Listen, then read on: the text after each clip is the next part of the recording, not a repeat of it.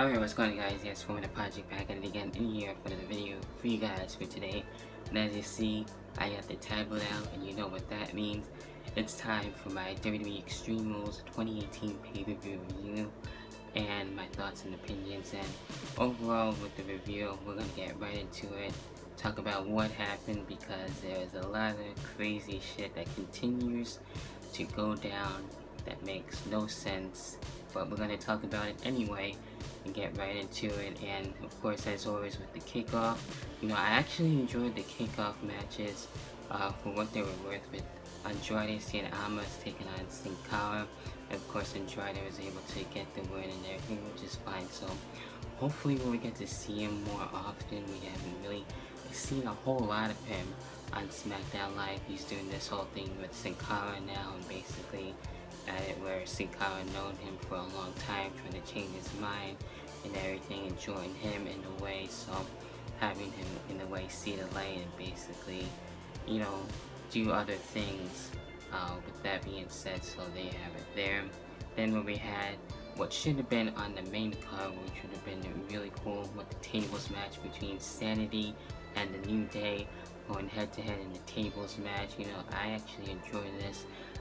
It's really cool to see Sanity on the main roster and doing other things, and they actually got the win and actually took out the New Day and put them through a table basically. So that's where we had things there, and we started things off with the main roster card, if you will, the main card overall basically. Raw Tag Team Championship match with the B Team and the leaders of the worlds, and I was not expecting this win by the B Team. It was just kind of out of nowhere. I know they were getting wins and everything on Raw, but I wasn't really expecting it this soon. I don't know how I feel about it right now.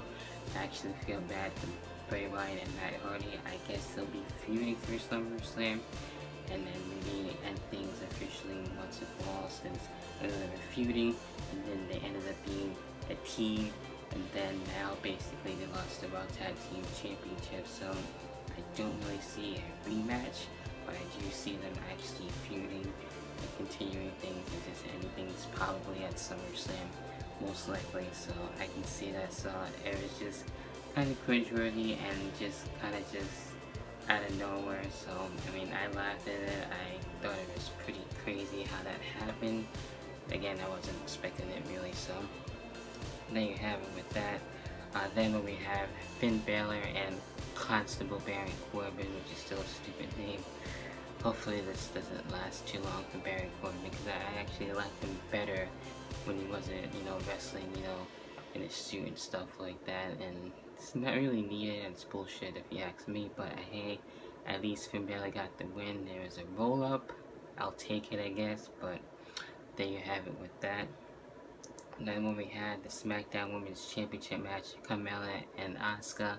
And Asuka definitely deserves a lot more, where we had the short cage, and I don't like this stipulation at all. One of the worst stipulations to have with a short cage, and having someone being high above and everything. It's just dumb.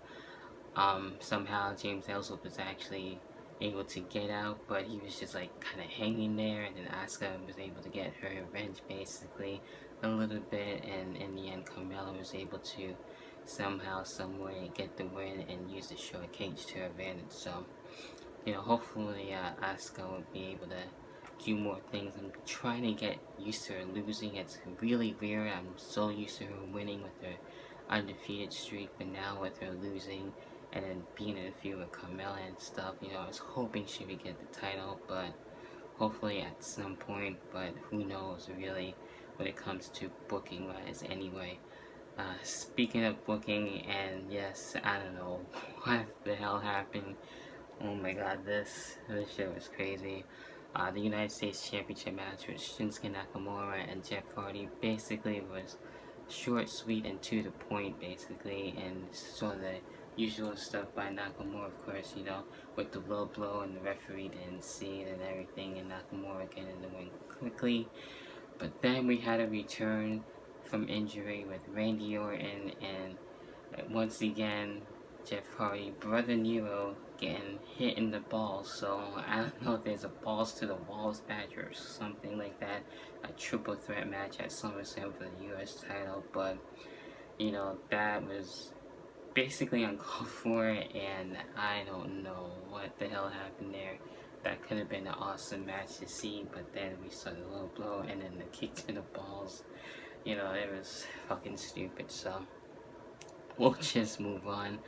And I tend to notice the trend, like, it'll start off really shitty, or it would start off really good and then end really shitty. I noticed that trend with pay-per-views. There needs to be a common ground. Apparently, I think so, because it'd be like, you know, go through filler and then get to the good stuff, or get to the good stuff and then we get through the bad stuff. It's really annoying that way, so hopefully it'll be like, you know, right in the middle, meet in the middle when it comes to, you know, all that stuff. So hopefully that will change, and that tends to be, you know, kind of repetitive.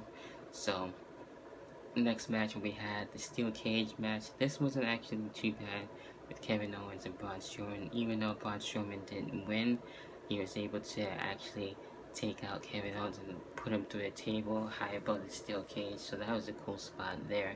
Can't go wrong with that. It would have been nice to see Braun Strowman get the win, but he just wanted to beat the shit out of Kevin Owens, basically. So there you have it with that. And where we had the SmackDown Tag Team Championship match, the Bludgeon Brothers and Team Hell No. They were taken out earlier by the Bludgeon Brothers, and there's Daniel Bryan for a while, and then Kane actually came out, you know, kind of dealing with a little bit of the injury, a little bit, but in the end we had the Bludgeon Brothers retain, so maybe at some point we'll see another match. I'm pretty sure of that at SummerSlam, and then who knows, maybe Team Hell No will get the tag team titles, which I wouldn't really be too much against that, and it's still nice to actually see them reunited and everything as a team, so that's really cool. Also, where we have Bobby Lashley and Roman Reigns, you know, could have been a lot more better, but I was actually happy that Bobby Lashley won. I'll take this over Bobby Lashley and Sami Zayn any day, if you ask me, really. So Bobby Lashley, you know, having something different going for him, you know, that's fine. And I don't know where things are gonna go for this between the two. So you will see where it goes, I guess, basically there. And then for the Raw Women's Championship, Alexa Bliss and Nia Jax, and where Ronda Rousey did show up. She had her ticket and everything, and basically, you know, got pissed off after a while with the beatdown with Natalya being there and being taken out. And poor Mickey James got the living shit beaten out of her by Ronda Rousey. And, you know, I would like to actually see that as a match and everything. That would be really cool, because I miss Mickey James being in the feud and actually, you know, doing legit stuff since he's been losing and not doing a whole lot, just being with Alexa Bliss. You know, could be, you know, a lot more going for her, but, you know, it sucks, but that's besides the point. And in the end, Alexa Bliss was able to retain, keep the title, and I'm pretty sure it'll be Alexa Bliss and Ronda Rousey for the Raw Women's Championship at SummerSlam, and when Ronda Rousey gets the title, which I can see happening and would make sense, so that would be pretty dope for that. So we'll see where things go, as always. And the WWE Championship match, which another thing, we haven't really seen the WWE Championship in the main event. I would like to see that. I don't know why it's at that weird time where it's not really in the main event, since we don't see the Raw Universal Championship that much. So you would think it would be, but again, that's another stupid thing, you know, that's been annoying lately. So when we had AJ Styles and Rusev, you know, really enjoyable. I almost thought Rusev was actually gonna win at times, but in the end we had AJ Styles getting the win and retaining, and who knows where things are gonna go with this, you know. Maybe there might be another match, probably, but I don't really see it that way. I know there's supposed to be a multi-man match or something like that, so that remains to be seen. So, yeah, Rusev did hold his own, so that was really cool. It would have been awesome to see him get a win on the epic Rusev Day, but, you know, big ups to the both of them anyway, and AJ Styles retaining. Then, of course, when we had the main event, the 30-minute Iron Man match, the Intercontinental Championship match between Dolph Ziggler and Seth Rollins, where Drew McIntyre was there, and basically going at it for all that time and everything.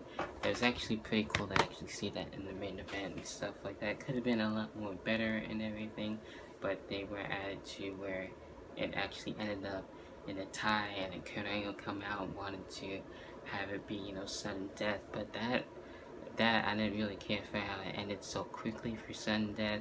That was stupid, but in the end, Dolph Ziggler got the win anyway. So, again, with booking, it needs to actually change, and it seems like we go through a lot of filler and stuff like that that isn't really needed. It tends to actually drag out now with the shows being longer and everything. So,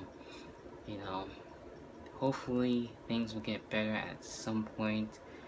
Things aren't really looking good, and other wrestling right now is actually a lot more entertaining than what WWE is actually putting out.